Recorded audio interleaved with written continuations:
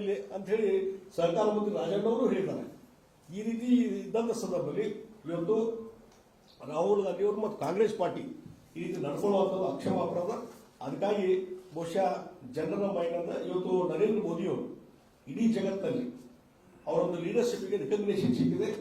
7-8 ಜನ ಇವತ್ತು ಜಗತ್ತಿನ ಲೀಡರ್ಸ್ನಲ್ಲಿ ನಂಬರ್ 1 ಸ್ಥಾನದಲ್ಲಿ ನರೇಂದ್ರ ಮೋದಿ ಇದನ್ನ ಯಾರು ಹೇಳ್ತಾರೆ ವರ್ಲ್ಡ್ ಸಂಸ್ಥೆಗಳು, ಜಗತ್ತಿನ ಹಲವಾರು ಸಮೀಕ್ಷೆಗಳು ಇವತ್ತು ನರೇಂದ್ರ ಮೋದಿಯವರು ಇಡೀ ಜಗತ್ತಿಗೆ ನಂಬರ್ 1 ಸ್ಥಾನದಲ್ಲಿದ್ದಾರೆ ಅಂತೇಳಿ, ಮತ್ತು 3ನೇ ಸ್ಥಾನದಲ್ಲಿ ಆರ್ಥಿಕ ಅಭಿವೃದ್ಧಿಯ ಸಾಧನೆಯನ್ನು ನಾವು ಮಾಡ್ತಾ ಇದ್ದೇವೆ.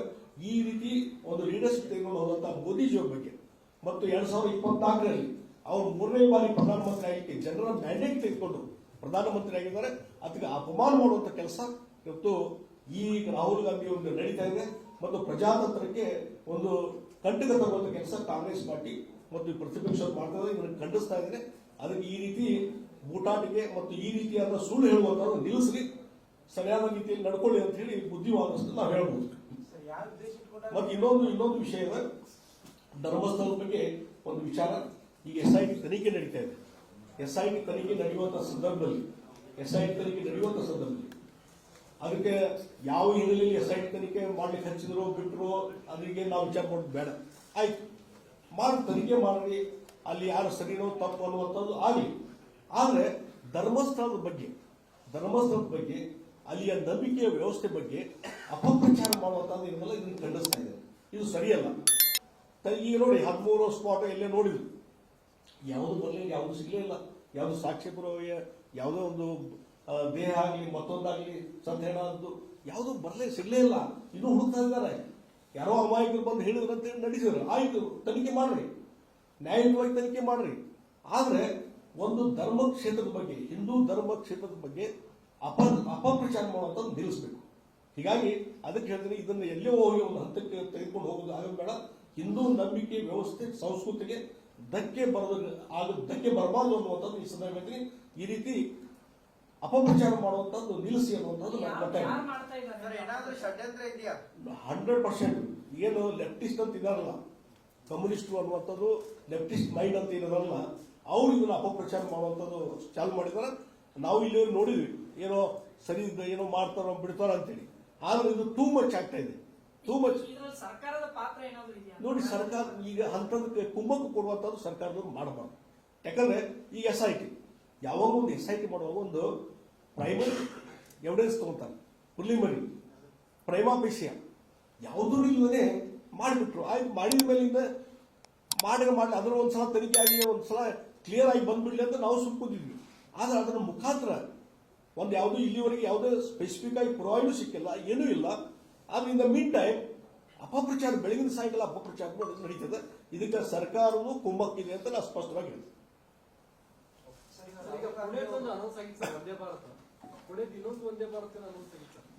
ಇಲ್ಲ ನೋಡಿ, ಒಂದು ನಾವು ಮೊದಲಿಂದಲೂ ರೈಲ್ವೆ ಮಿನಿಸ್ಟರ್ ವೈಷ್ಣವರಿಗೆ ನಾನು ಮನವಿ ಮಾಡ್ತಾ ಇದ್ದೇನೆ.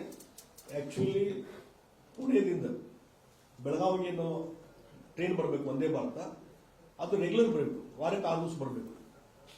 ಆದರೆ ಕೆಲವೊಂದು ರಾಜಕೀಯ ಒತ್ತಡದ ಮೇಲೆ ಅದು 3 ದಿವಸ ಮಾತ್ರ ಬರ್ತಾ ಇದೆ. ಅದಕ್ಕೆ ನನ್ನ ಒಂದು ರಿಕ್ವೆಸ್ಟ್ ಯಾವಾಗಲೂ ಪದೇ ಹೇಳ್ತಾ ಇದ್ದೇನೆ, ಆಯ್ತು ಉಳಿದ ಭಾಗಕ್ಕೆ ನೀವು ಹೊಸದ ಕೊಡ್ರಿ, ಆದ್ರೆ ಪುಣಾದಿಂದ ಬೆಳಗಾವಿಗೆ 6 ದಿವಸ ಟ್ರೈನ್ ಕೊಡ್ರಿ ಅನ್ನುವಂಥದ್ದು ಒತ್ತಾಯ ಮಾಡ್ತಾ ಇದ್ದೇನೆ. ಅದಕ್ಕೆ ಕನ್ಸಿಡರ್ ಮಾಡ್ತೀವಿ ಸ್ವಲ್ಪ ವಿದಿನ್ ಫ್ಯೂ ಡೇಸ್ ಅಂತ ಹೇಳ್ತಿದ್ರು. ಬಟ್ ಇನ್ನೂ ಅಧಿಕೃತವಾಗಿ ನಮ್ಗೆ ಮಾಹಿತಿ ಬಂದಿಲ್ಲ. ಹೊಸ ಟ್ರೈನ್ ಕೊಟ್ಟಿದ್ದು ನಮಗೆ ಮಾಹಿತಿ ಬಂದಿಲ್ಲ.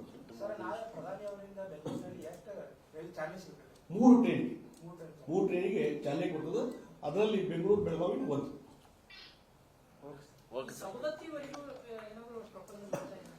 ನೋಡಿ, ಒಂದು ನಾನು ಸರ್ವೆ ಮಾಡಕ್ಕೆ ಹೇಳಿದ್ದೀನಿ. ಇಲ್ಲಿಂದ ಲೋಕಾಪುರದಿಂದ ರಾಮದುರ್ಗ, ಸೌದತ್ತಿ ಮತ್ತು ಧಾರವಾಡದವರೆಗೆ ಏನು ಆ ಒಂದು ಲೈನ್ ಇದೆ, ಅಲ್ಲಿ ಒಂದು ಹೊಸ ರೈಲ್ವೆ ಲೈನ್ ಮಾಡಬೇಕನ್ನುವಂಥದ್ದು ನನ್ನ ಒಂದು ಆಶಯ. ಯಾಕಂದ್ರೆ ಹಿಂದೆ ಅದಕ್ಕೆ ಅವರು ಏನಾದರೂ ವೈಷ್ಣವರು ಏನಂತಿದ್ರು, ಇಲ್ಲ ಹಿಂದೊಮ್ಮೆ ಸರ್ವೆ ಆಗಿತ್ತು 2017-18ರಲ್ಲಿ. ಹೌದು, ಡೆಫಿನೆಟ್ಲಿ ಅದು ರೆಕಾರ್ಡ್ನ ತೊಗೊಂಡು ಹೋಗಿದ್ದೀವಿ, ಆಗಿದೆ. ಅವು ಸ್ವಲ್ಪ ರೆಕಾರ್ಡ್ ಸರಿ ಇರಲಿಲ್ಲ, ಯಾಕಂದ್ರೆ ಸರ್ವೆ ಸರಿ ಇರಲಿಲ್ಲ. ಅದಕ್ಕೆ ನಾ ಹೇಳಿದೆ ಅವತ್ತು, ನೋಡ್ರಿ ಕೋವಿಡ್ ಇತ್ತು, ಅದಕ್ಕಾಗಿ ಸರ್ವೇನು ಸರಿಯಾಗಿಲ್ಲ. ಎಷ್ಟು ಅಲ್ಲಿ ಪ್ರಯಾಣಕ್ಕೆ ಬರ್ತಾರೆ ಹೋಗ್ತಾರೆ ಅನ್ನುವಂಥದ್ದು ರೇಣುಕಾ ಯಲ್ಲಮ್ಮ ದೇವಸ್ಥಾನ ಲಕ್ಷಾಂತರ ಜನ ಬರ್ತಾರೆ. ಅದಕ್ಕೆ ಲೇಟೆಸ್ಟ್ ಆದಂಥ ಒಂದು ಅಂಕಿ ಸಂಖ್ಯೆ ನಾನು ಕೊಟ್ಟೆ. ಟೂರಿಸಂ ಡಿಪಾರ್ಟ್ಮೆಂಟ್ ಲೇಟೆಸ್ಟ್ ಅಂಕಿ ಸಂಖ್ಯೆ ಕೊಟ್ಟೆ. ವರ್ಷಕ್ಕೆ ಕೋಟ್ಯಾಂತರ ಜನ ಅಲ್ಲಿ ಬಂದು ಹೋಗ್ತಾರೆ. ಹೀಗಾಗಿ ರೇಣುಕಾ ಯಲ್ಲಮ್ಮ ದೇವಸ್ಥಾನ ಅಲ್ಲಿರೋದ್ರಿಂದ ಆ ಅನುಕೂಲ ಸಲುವಾಗಿ ಹೊಸ ರೈಲ್ವೆ ಲೈನ್ ಅವಶ್ಯಕತೆ ಇದೆ ಅಂತ ಹೇಳಿದ ಮೇಲೆ ಅದು ರೀಸರ್ವೆ ಮಾಡಲಿಕ್ಕೆ ಒಂದು ಪತ್ರನ ಬರ್ದಾನೆ, ರೀಸರ್ವೆ ಮಾಡಿಸ್ತೇನೆ ಅಂತ ಹೇಳಿ. ಅದಕ್ಕಾಗಿ ಅದೊಂದು ರೀಸರ್ವೆ ಮಾಡುವಂಥ ಪ್ರೊಸೆಸ್ ಆತಂದ್ರೆ, ಅದು ಫೇವರಬಲ್ ಒಂದು ಸರ್ವೆ ಆತಂತಂದ್ರೆ ನಮ್ಗೆ ಅನುಕೂಲ ಆಗ್ತದೆ ಹೊಸ ರೈಲ್ವೆ ಮಾಡಲಿಕ್ಕೆ. ಆ ಒಂದು ಪ್ರಯತ್ನ ನಾನು ಮಾಡಿದ್ದೇನೆ, ಮಾಡ್ತೇನೆ.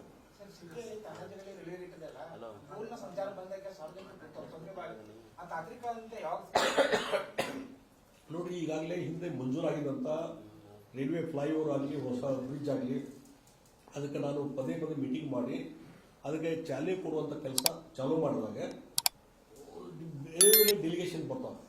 ಇದನ್ನು ಸ್ವಲ್ಪ ಈ ರೀತಿ ಬೇಡ್ರಿ, ಈ ರೀತಿ ಚೇಂಜ್ ಮಾಡ್ರಿ ಅಂತೇಳಿ. ಹೀಗಾಗಿ ನಾನು ಮೊನ್ನೆ ಜಿಲ್ಲಾಧಿಕಾರಿಗೆ ಹೇಳಿದ್ದೀನಿ, ನೀವು ನಮ್ಮಲ್ಲಿ ನಮ್ಮ ಶಾಸಕರಿದ್ದಾರೆ ಅಭಯ್ ಪಾಟೀಲ್ರು, ನೀವೆಲ್ಲರೂ ಕೂಡ್ಕೊಂಡು ಒಂದು ನಿರ್ಧಾರ ಕೈಗೊಂಡು ನಾವು ಇನ್ನೊಂದು ಅರ್ಧಂಬರ್ಧ ಕೆಲಸ ಆಗಿದ್ರೆ ಪೂರ್ಣಗೊಳಿಸುವಂಥ ಕೆಲಸ ನಾನು ಮಾಡ್ತೀನಿ ಒಬ್ಬ MP ಆಗಿ.